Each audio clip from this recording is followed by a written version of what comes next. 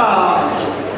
So if you can sit down and shut up, that would be great.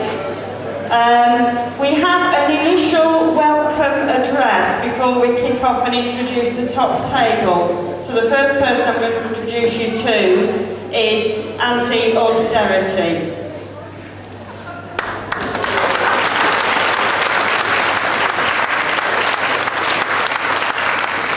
Welcome to South Yorkshire People's Assembly. I'm Anti-Austerity, and I'm dressed in Edwardian clothing to highlight how this government's austerity policies are threatening to take us back 100 years to before we had a National Health Service and before we had a welfare state to act as a security net for the vulnerable and the needy. I left the London People's Assembly acknowledging that its success would depend upon the actions of the people who attended once they returned to their own regions. That made me think about what I could do to promote this campaign. So I thought about what I wanted to achieve, and I also, importantly, asked myself what I would be prepared to do. Well, what I want to achieve is to attract new people to this campaign by reaching out to those people who are currently feeling helpless, and also to those people who want to get involved but have not yet decided on something they would be comfortable doing. I want to encourage all of those people to find for themselves the next step in involvement that is right for them. So I thought of dressing like this so that people would take notice, so that my message would have greater impact. I had my first outing as Anti-Austerity in Barnsley Town Centre, where I stood with a placard, and quite a lot of people read my placard and remarked upon it, so it worked. Now, if you'd like to know what my placard said, front and back, check out the video that I posted on YouTube entitled Anti-Austerity Debut. Maybe you'd like to watch that video anyway, along with another one that I intend to post after today, to see if you would find them useful in attracting people to this campaign, by you suggesting that other people watch them too.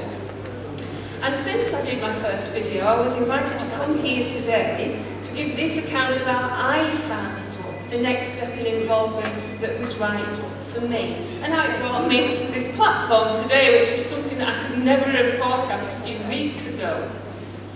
Now, you might already know what you're going to do next, but if you're still undecided, I trust that this event will give you the information and the inspiration to make the decision for yourself what's the next right step in involvement for you.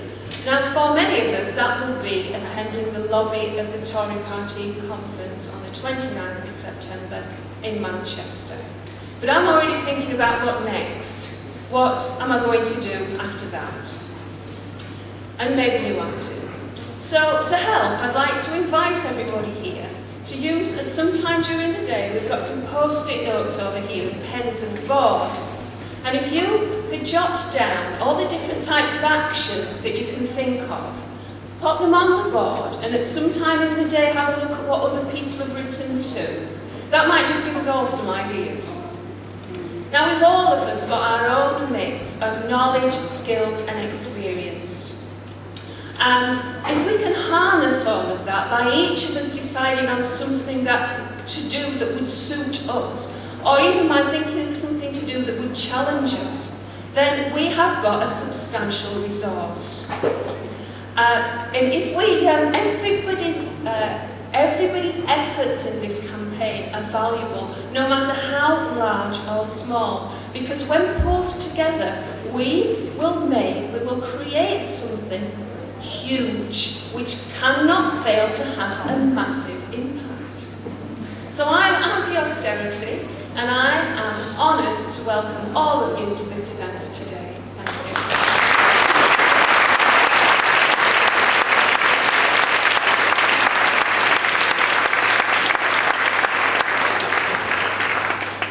Thank you. Thank you, Anti-Austerity.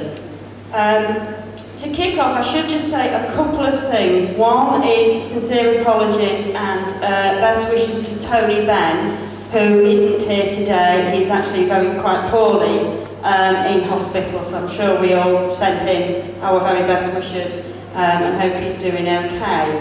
We do have a great lineup, and I'll kick on with those very soon, but it did occur to me I'd better just say a couple of words about the People's Assembly for anyone who hasn't read the stuff, been to anything yet, or caught up with what on earth we are. The People's Assembly is a national movement, really, that's just starting up. It's a fledgling movement. It's growing. It's holding events around the country, and it's an evolving thing, uniting all of us, right across the board, everybody who is opposed to this current agenda of austerity. It's down to us to build it and to make of it what we will. And today it is brilliant to see everybody here to help us kick off the South Yorkshire leg of that debate and discussion and sharing and coming together. So that's to kind of introduce the day. So I'm missing one speaker, so before I dive into one, can I just check, is Abdul Guljar here? He's outside. Right, he's here. Anyway, that's all I wanted to just double check before I start the timings off. We're going to kick off this morning's kind of top table introductory session then with Billy Hayes from the Communication Workers Union. Cheers, Billy.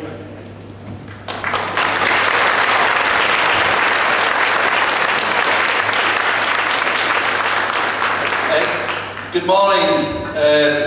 What used to be dubbed the Socialist Republic of South Yorkshire, going back many years, and that was because we then had a council in this area that was doing things. We had a Labour leader that was doing things, and I don't know what it's like nowadays, but I imagine it's gone back in many ways, like a lot of areas people in the Labour movement have.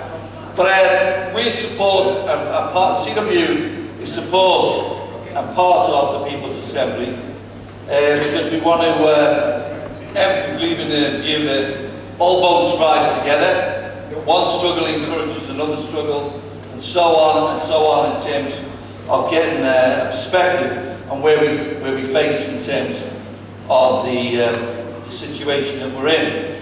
We just come back from the TUC. I had the opportunity on behalf of the CW to move the motion on economic policy, because it really is about the economy and what's happened to the economy when we talk about austerity. There's been a few developments which start to show, we believe, the failure of this government's economic policy. According to the most recent statistics from the Office of National Statistics, the economy has expanded by about 1.8%, and this is an annual growth of about 0.6%. So a very anemic increase in the GDP of this country, and the long-term growth of the economy is about 2.4%. So you start to hear this mood music now from the coalition, that things are beginning to turn around, and austerity was absolutely worth it. Well, first of all, we're talking about a particular select group of people, because the vast majority of people have seen a reduction in living standards since 2008. So how do we explain what's taken place in the economy, this tiny growth in the last 6 months as a result of cuts? And I think it's all there in the figures. Between January 2012 and July 2013, government's current spending actually increased by 15.1 billion. And over the same period, there's been a rise in GDP of about 14.8 billion. That's might sound a bit counterintuitive, but just to say that again, between January 2012 and 2013, government spending actually increased. And over the same period, there's been a rise in GDP about 14.8 billion. So government spending has increased by around 15.1 billion, and GDP rise by about 14.8 billion. So the entire recovery has been as a result of government spending. I mean, though it is, there's actually been an increase in spending, which demonstrates to us Not that the austerity was necessary, but that what the government has done, or what's happened in the economy, that very anemic growth, is as a result of government intervention, not as a result of the private sector, because the private sector currently has about £750 million in a bank, in its banks, in its reserves, and it's not spending. So the government itself, and why is that? Because Osborne has recognised that the austerity programme simply hasn't worked. It needs to be registered, because that when we go on to the mood music now, the Liberals and them and the Tories will be, well, it was all worthwhile because the government cut back on expenditure, the economy started to expand and wasn't all worthwhile. And that's going to be a key theme, together with hostility, together with the kind of Lincoln Crosby type approach in terms of immigration and all the rest of it. So that's on the economy, and that's why we're in the situation we're in. So the question really is, what we can do? Well, I think the first thing we have to do, and it's very simple, aid and assist each other's struggle. And sometimes it'll come in from areas that may not believe that that was going to happen in that particular. We have to be a bit imaginative in terms of our approach and our response. But of course, as you'll have seen this week, the CWU has got a big struggle in terms of privatisation of Royal Mail. Now, why do they want to privatise Royal Mail?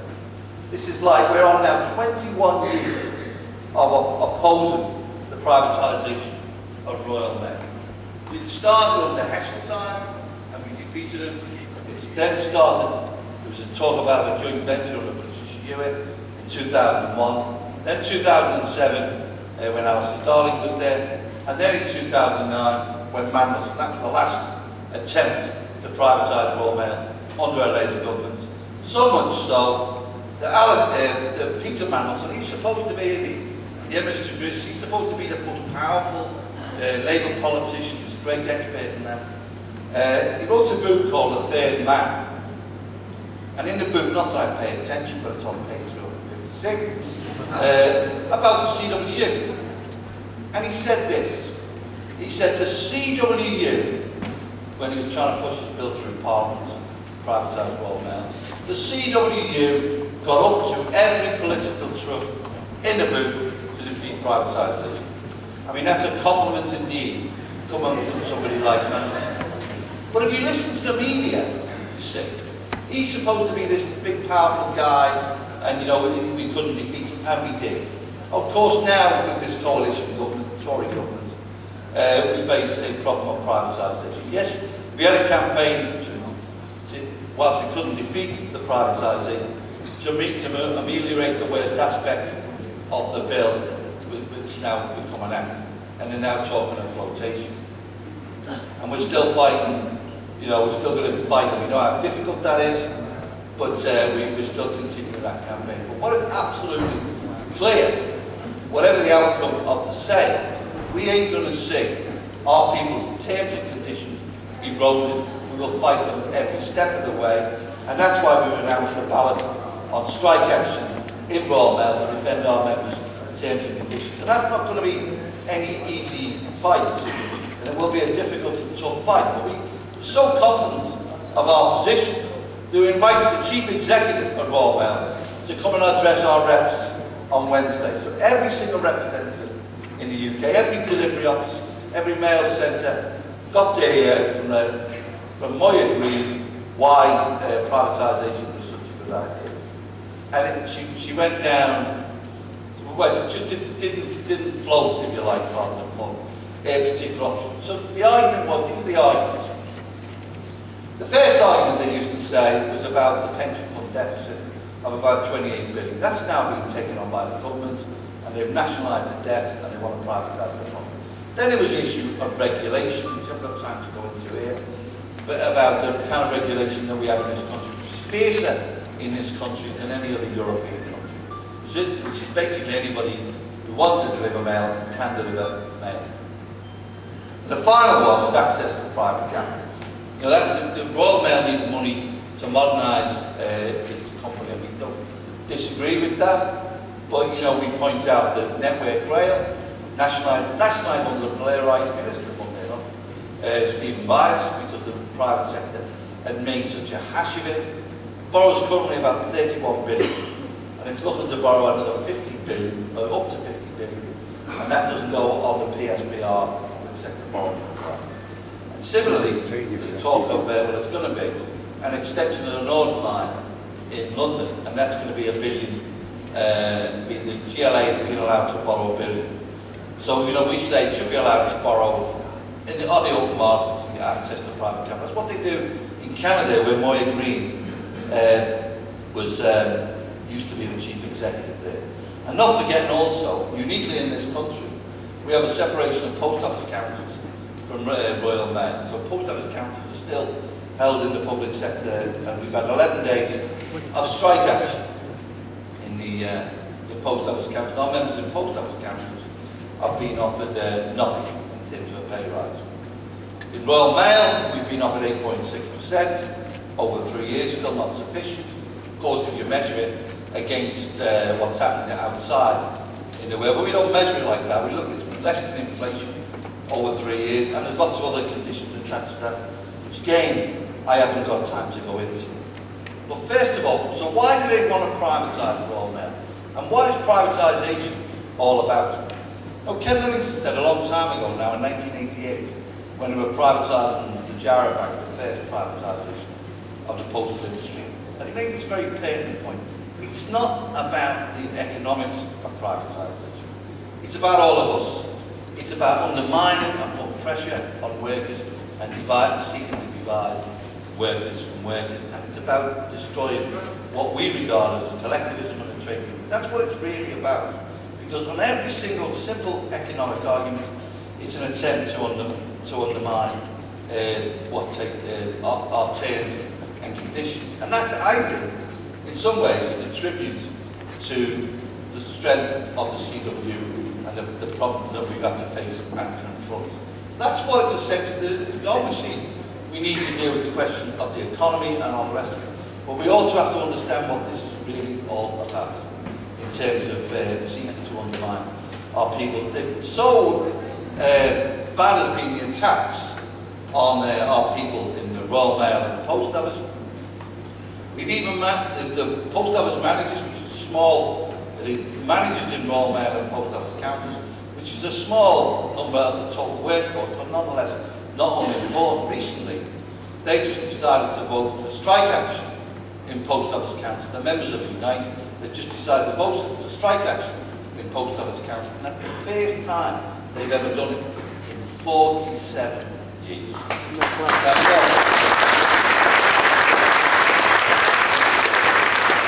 We look forward to the managers in Royal Mail maybe following suit. We want to see if we can sue that, but already they've taken a vote against strike. They've taken a vote against privatisation and the like within Royal Mail. And that's why I say, you see, we can't be a bit routine about some of our struggles.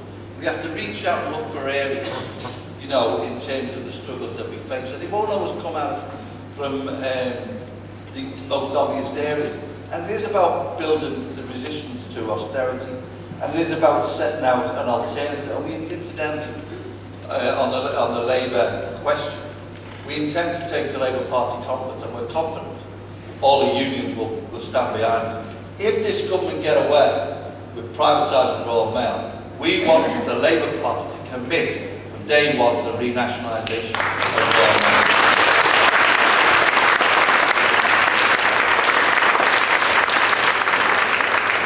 70% of the British public are opposed to the privatisation of Royal Mail. So we know we've got the argument, and I think that the problem of the moment is when there's almost like I've been involved in politics and trade unions for some time, and there's a term called triangulation, right? And what they do, they look at all the policies and say, we try and get somewhere in the middle of it, and they do lots of focus groups and stuff like that. And I think it's almost to the point where it paralyzes the political process. Because, sometimes you have to take a position on the basis of your guts and your analysis, and then fight for that position. That's what politics is about. they talk about the kind of politics being, you know, nobody's interested in politics anymore. Nobody's interested in activity. But what's the point getting engaged in activity? And I say this to the rest of people, like, what's the point getting engaged in activity if you come to a meeting where everyone agrees with everybody? You have to have discussion, debate and analysis in order to get a fight going. That's what it's about, looking for the points where we agree with each other. And as far as I can see, I've been involved in the union and politics for some time now. The world is like this, it's dead simple. There's a lot of rich people up there, and there's a lot of poor people down there, and the rich blame the poor. And you have to get on the side of the poor and the oppressed and fight that lot back.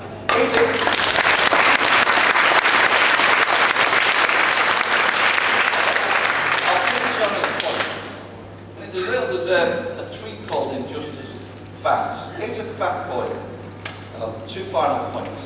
Here's a fact for you. The top 322 people on this planet, there's 9 billion people on the planet, the top 322 people have more wealth than the bottom 4 billion. Think about that. They have more money than the 4, child dies every 9 seconds in this world. Finally, I was on Any Questions last night with Jonathan Redwood, who voted against the war, funny old where we live in, Norman Baker and Maria Eagle. And this question of gold come up, about what Gove said about you've got to manage your money better and all this kind of thing, so you don't avoid going to food banks. You know, what an absolute disgrace.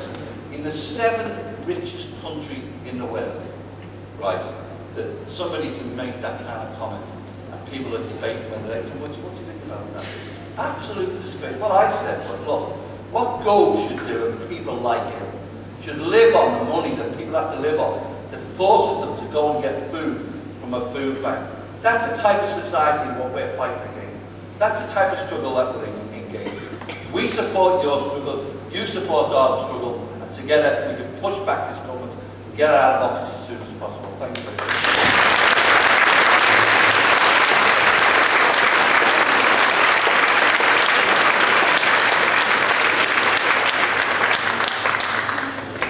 Thank you very much, Billy. The next speaker is Mike Higgins. He's from the Disabled People Against the Cuts. He's going to tell us a bit about the work that their campaign group is doing. Cheers, Mike.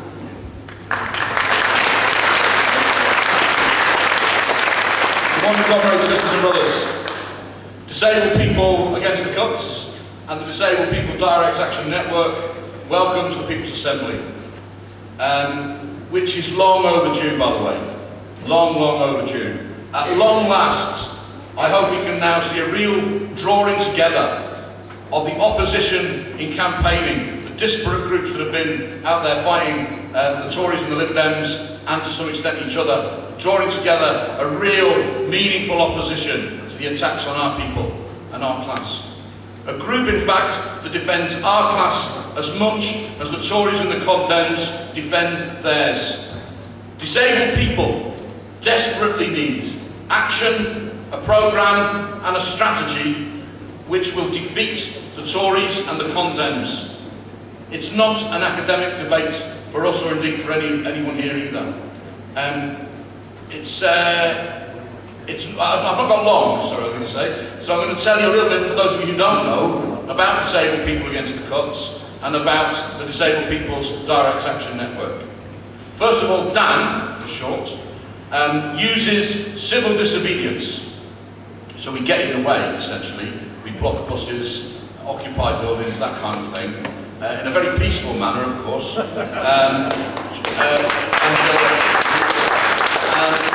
And historically, DAN, I think, is one of the organisations that's perhaps most responsible for us now having a completely accessible bus service in London, because they got fed up, frankly, of us blocking the streets, and that was a victory for disabled people and for everyone else too, I think. We also stopped the BBC telethon, and we've also brought about changes to the way that nursing homes are run by organisations like Leonard Cheshire and Scope and others. But that's not enough, of course. We also have campaigned locally here in Sheffield for example, against both the Condems and, I have to say, the Labour Party's enormous increases in community care charges, where they try and charge us twice for things we pay for through our taxes. So that's our history. DPAC, Disabled People Against the Cuts, was formed in 2010, and frankly, it's damaged dwarfed by DPAC. DPAC was a response directly to the attacks by the Tories and the Condems on disabled people. Those of you who have access to the internet, which is probably the majority, I'd urge you to go to the DPAC website and have a look. It's the kind of alliances that's just been referred to by the comrade from the CWU. So dpac.uk.net, and also we've got groups on Facebook and Twitter as well, so have a look at those. DPAC had a very successful week of action at the start of September this year, including, and I'll just touch on a few of the highlights. On the 1st of September, by the way, did you see any of this in the media? I don't think so, unless you're looking in the right places, of course. DPAC occupied the lobby of the BBC in London to try and get some balance in the media reporting about benefits and the truth about benefits.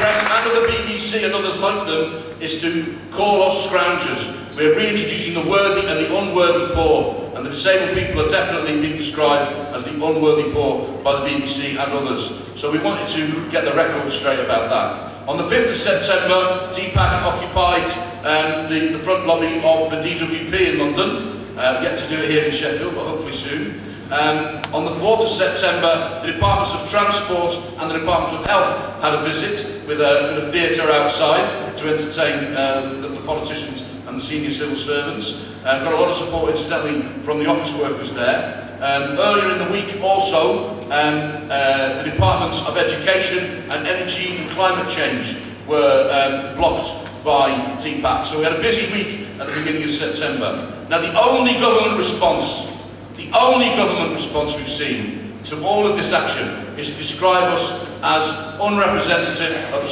extremists. Well, let me say this, and it's not the first time I've said it either. I'm proud to be an extremist. If it's extreme to demand decent benefits, if it is extreme to demand free hospitals and healthcare, and enough accessible housing for all, even now in the 21st century we don't have that. If it's extreme to demand a publicly run, owned and democratically controlled public transport and communication system, then I am an extremist. If it's extreme to expect jobs and an end to discrimination, rather than bullying people off benefits to which they're entitled, then I am an extremist. Real work for real wages rather than the pittance and the zero-hours contracts we've got, then I am an extremist. By the way, where's Mr. Miliband on all of this? And exactly. And I would say it's not extreme either to demand decency in old age, rather than tax cuts and evasion and avoidance by the rich for the rich. If that's extreme, then I am an extremist. So, can I urge you, please, as well as visiting the DPAC website, while you're on the web, have a look at the website of Inclusion London.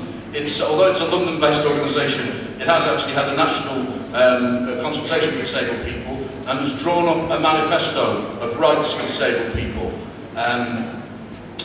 We want to get individuals, parties, community groups, and others, including trade union branches and individual candidates, ideally, to endorse it before future elections.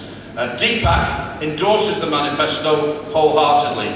Please go to the site of Inclusion London and get your organisation to endorse it too. So finally, I've got... have a good day, that's what I'm going to say, have a good day in strategising and in organising and planning the next developments in the vital battle to defeat this hated hated government. DPAC supports the work of the People's Assembly here in Yorkshire and nationally, and wants to work with you to defeat the Condems and the Tories as soon as possible. Thank you very much.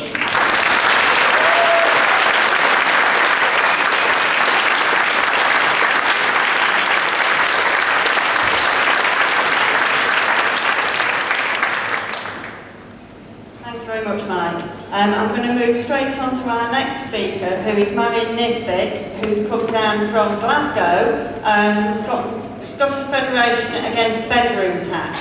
Cheers.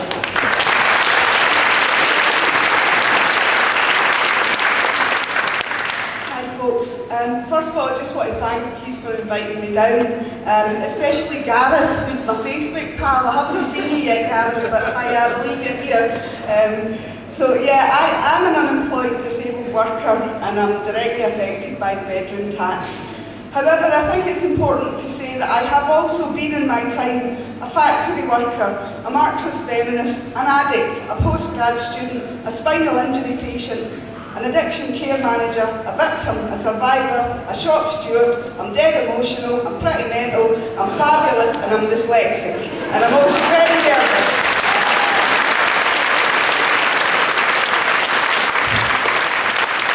I'm also a member of the All Scotland Anti-Bedroom Tax Federation, which is the hat I've got on today. So let's talk a wee bit about the bedroom tax. Well, housing benefit, right? It's a means-tested benefit.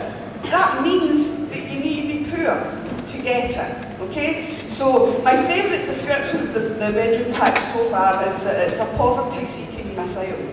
And it is, you know, and the reality of it as well is that if you know, it can be up to 25% of your housing benefit if you've got 2 spare rooms. Where I live in Glasgow, that means £80 a month. So, if you've been found fit for work by Atos and you're unfortunate enough to have 2 spare rooms, which by the way is the majority of women my age or a bit older whose families have grown up and their so-called spare rooms are full of grandwains, or in my case nieces and nephews, when they, you know, they have no spare rooms, you know. But this means that basically, if you've got these 2 spare rooms, it's working out that you've got less than £50 a week to work on, you know, to pay your bills. And God help you if you're under 25, because that then comes down to £37 a week. So rising food prices, utility bills, council tax, even my mammy couldn't make it work. And by God, that woman had, you know, miracles with money. So, also to mention, 80% of the people that are affected by it are disabled people who already have been subjected to countless benefit cuts. And I think the bedroom tax for many disabled people was the tipping point where we said we'd had enough. You know, but it's also worth mentioning 50% of the people that claim housing benefit are actually working. You know, but they're earning such disgracefully low wages that they need to claim housing benefit. I was doing a bedroom tax stall in Glasgow last Saturday, and a guy jumped out a lorry on a Saturday morning. He's covered in oil and he's in his ovies, and this guy's affected by the bedroom tax. And I'm saying to myself, Britain in the 21st century, and a guy's out grafting on a Saturday morning, and he's having to claim benefits. What is it all about? You know? So all of this, on top of universal credit and the dreaded sanctioning, it's going to cause absolute misery for the most vulnerable in our society. So why are they doing all this? Well, they tell us that they need to reduce the welfare bill by 500 million. In the same week, they introduced a tax break for the top millionaires that came to 610 million. They spent 10 million burying a despicable warmonger Thatcher. We have the 4th largest military budget in the world. This really blew me away when I was looking it up on the internet. It was like, you know, Japan, China, I mean, all these huge continents, and then Britain. And it's like, talk about punching above your weight, you know. But also the most despicable figure that I found is that you, the taxpayer, paid £1.6 billion to Atos to terrorise disabled folk. And that is what they're doing. They're terrorising us. I've been subjected took an ATOS assessment, and I can assure you, brothers and sisters, it's got absolutely nothing to do with my ability to work. It was purely to frighten me and humiliate me. So while they're doing this, while they're frightening you and humiliating you, their boss gave himself a bonus of £280,000. That is on top of his £2.5 million salary, you know. So let's be totally blatantly honest about this. It's got absolutely nothing to do with saving money. It's part of the wider attack on our welfare and a starting point of the dismantling of our welfare state. A welfare state that my parents were extremely proud of, constantly telling me how well off I was. You know, and I did kind of take it for granted, but it's also a blatant attack on social housing. How dare they attack the idea of an affordable family home for working class people? You know, and that is what they're attacking, you know. If life throws you a bad turn, you could go back to your mammies. Well, no anymore, because your mammy's not allowed to have a spare room.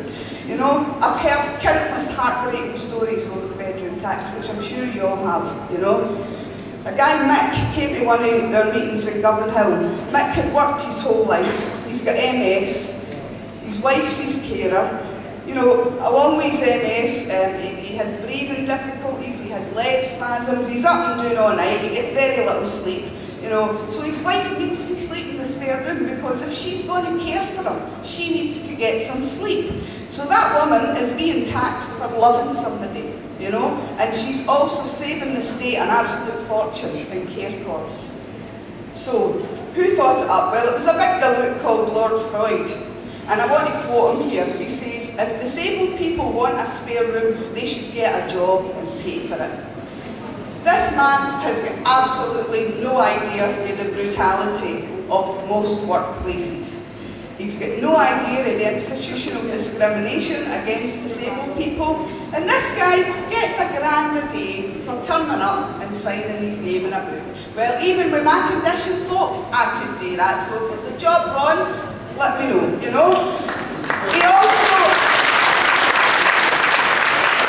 has 12 spare rooms in his house. So I don't think that Lord Freud really understands the dimensions of my B4 block council house, you know. You can barely get privacy for the family, never mind the idea of moving a complete stranger into your house, you know.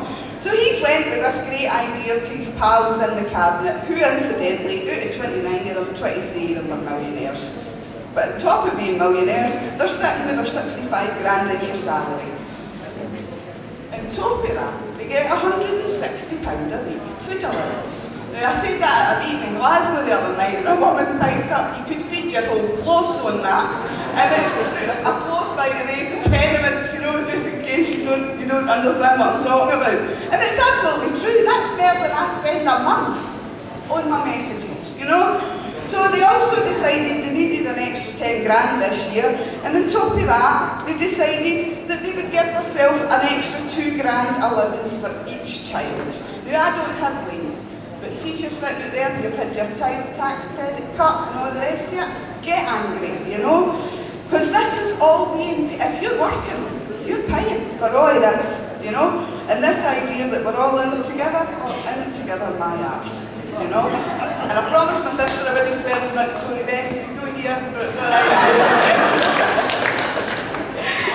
As I said, every day you're hearing heartbreaking stories, you know, a guy who slashed his wrists in the housing office, another guy that slashed his throat in the benefit office, you know, women jumped out of windows, holding onto their legs because they can't cope, you know, and they're sitting down there telling us that we need to budget our money better. It just, you know, it really, really makes me angry, and I'm hoping it's making you angry and all. So, you've been busy doing here, but we've been fighting back in Scotland, and I want to tell you a wee bit of what we've been doing. It's a strong roots movement, and it is dominated by working class women. We've had really lively local meetings, and we are finding more and more that working class women are starting to find their political voice again through the Federation.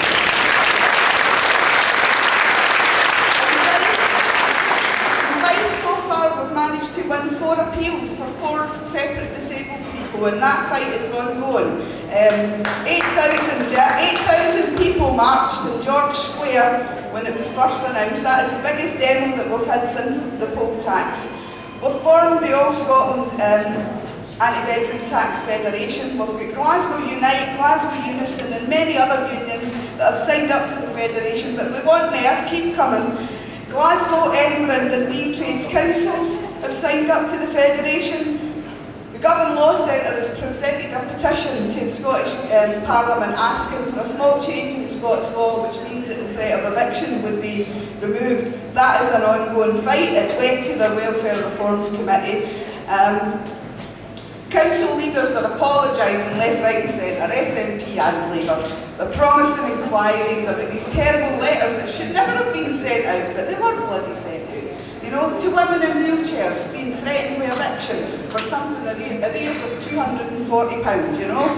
So we need to be aware of the smoke mirror, no eviction policy, because a lot of time you look at these policies, it's actually no evictions for 12 months, and we're still going to drag you through the courts and we're still going to get your last penny off you.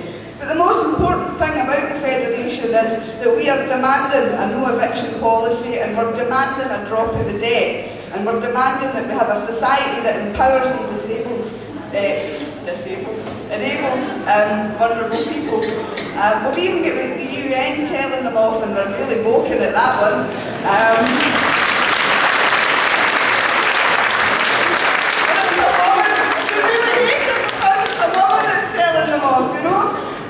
The SNP have promised 20 million to combat the impact. It's going to take 53 million in Scotland, so we're keeping the pressure on.